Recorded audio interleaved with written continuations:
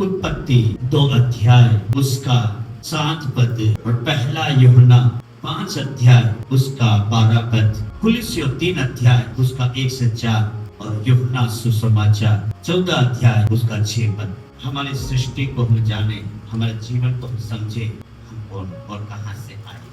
प्रभु ने कहा हम मनुष्य को अपने स्वरूप में सृजे। और बाइबल बताती है तब यहोवा परमेश्वर ने आदम को भूमि की मिट्टी से रचा, उसके नथनों में जीवन के श्वास को फूंक दिया। तब वो जो भूमि की मिट्टी से बना हुआ कठपुतला की तरह जीवित बन गया।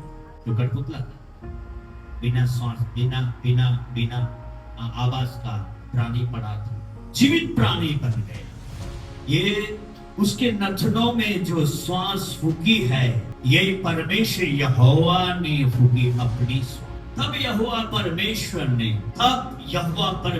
उसके नथनों में जीवन के श्वास को फूका और वो जीवित प्राणी बन गया। इस आदम के अंदर जो जीवन आया है वो कहां से आया है? परमेश्वर से आया। हाँ, मिट्टी के प्राणी जब जीवन का श्वास प्रभु के पास से वो तुझे जीवन देने आया है। 6वें दिन मनुष्य की सृष्टि हुई। सारी सृष्टि के रचना करने के बाद 6वां दिन परमेश्वर मनुष्य की सृष्टि की। भूमि की मिट्टी से आदम को बनाया। आदम बनाने से पहले वो क्या था? मिट्टी। ये मिट्टी था। मैं भी प्रार्थना कर रहा था उस समय, एक विचार मेरे अंदर आया, आदम तू 6वें दिन बनाया गया। जब तेरे अंदर जीवन का श्वास नहीं था, तू मिट्टी ही थी। छोटी चींटी भी तेरे पे चल रही है, रेंगने वाले जंतु भी तुझ पे चल रहे हैं। तेरी औकात इतनी ही है क्यों तू मिट्टी ही है।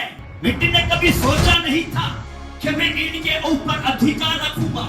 मिट्टी ने कभी सोचा नहीं था सारी सृष्टि में मैं अधिकार रखूंगा। ये मिट्टी और परमेश्वर ने बोला आकाश के पक्षियों से लेकर समुद्र से लेकर पृथ्वी से लेकर सारे सृष्टि में तुझे अधिकार उनके ऊपर रखना है और वो तेरे निर्देश में चलेंगे। इससे पहले वो मिट्टी थी, चिट्टी छोटी सी है मगर मिट्टी, तू चिट्टी के पांव से भी रोती जा रही थी।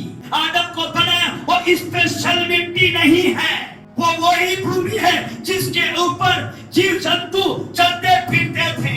मगर उसी मिट्टी को परमेश्वर अपने हाथ में दिया। अपनी सृष्टि को पहचाने, अपने सुधारकर्ता यीशु को पहचाने, तब हम अधिकार उनके ऊपर रख पाएंगे। इसीलिए बाइबल बताती है, भजन लिखने वाला 139 में, हे परमेश्वर तूने मुझे भयानक और अद्भुत रीति से बनाया है। सृष्टि में जितने प्राणी हो, देखना इस मिट्टी को मैं अपने हाथ में लेता हूं। समय गया तुम्हारा इसके ऊपर चलने का, अब ये तुझ पर चलेगा। अब तुझ पर सारी सृष्टि में अधिकार रखेगा और वो अधिकार कहां से आएगा? परमेश्वर की ओर से आएगा, इस आदम के अंदर। हालेलुया। हाँ, कई बार हम समझते नहीं है प्रभु, मगर परमेश्वर के हाथों में जब जीवन जाता है तो वो व्यक्ति एक सबके ऊपर अधिकार रखता है। वो परमेश्वर की ओर से आता है।